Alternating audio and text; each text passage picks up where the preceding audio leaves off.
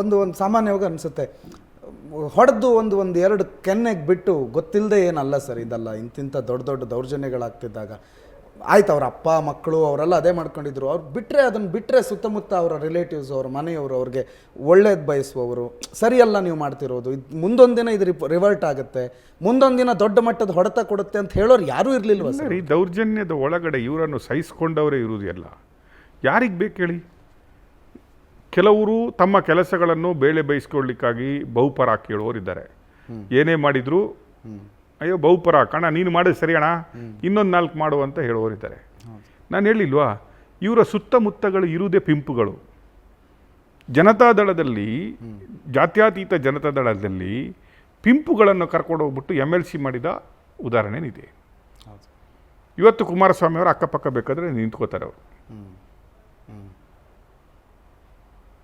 ಅರ್ಥ ಆಯ್ತಾ? ಟೂ ಪರ್ಸ್ನಲ್ಗೆ ಬಂದರೆ ಇಟ್ ಈಸ್ ಟೂ ಪರ್ಸ್ನಲ್. ಈಗ ಇದು ಪರ್ಸ್ನಲ್ ಬಿಟ್ಟು ಸಾಮಾಜಿಕ ಯಾಕೆ ಹಾಕಿದೆ ಹೇಳಿ?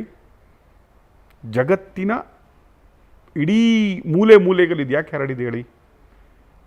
ತನಗೆ ಓಟ್ ಕೊಟ್ಟು 60 ವರ್ಷ 25 ವರ್ಷ ಅಂತ ರೇವಣ್ಣ ಮಾತಾಡ್ತಾನಲ್ಲ, ಬೆಳೆಸಿದ ಮಹಿಳೆಯರನ್ನು, ತಾಯಂದಿರನ್ನು, ಕೂಲಿಗೆ ಒಂದು ತುತ್ತಿನ ಊಟಕ್ಕಾಗಿ ಇವರ ಮನೆ ವಸೂಲು ತೊಳೆದವರನ್ನು, ಪಾರ್ಟಿಯನ್ನು ಬೆಳೆಸಿದ ಮುಖಂಡರ ಹೆಂಡತಿಯಂದರು, ತನ್ನದೇ ರಿಲೇಟಿವ್ನ ಒಂದು ಸಂತ್ರಸ್ತೆ ಅವರೇ ಹೇಳ್ತಾರೆ, ನಾನು ಭವಾನಿಯ ಸೋದರ ಮಾವನ ಹೆಂಡತಿ, ಭವಾನಿಯವರ ಸೋದರ ಮಾವನ ಹೆಂಡತಿ, ನಾನು ನನ್ನನ್ನೇ ರೇಪ್ ಮಾಡವನೆ. ಅದಕ್ಕಿಂತಲೂ ಕಚಡ ಸ್ಟೋರಿನೇ ಅದ್ರ ಬೇಕಾರಿ. ಏನು ಬೀಳ್ತಾರ್ರೀ? ಬೈ ರಿಲೇಷನ್ ಆಲ್ಸೋ ಅವರನ್ನು ಅಜ್ಜಿ ಬೀಳ್ತಾರೆ ಅವನಿಗೆ. ಬೈ ರಿಲೇಷನ್ ನೀವು ಆ ರೀತಿ ಕೌಂಟ್ ಮಾಡ್ತಾ ಬಂದರೆ, by relation she is grand mother to him.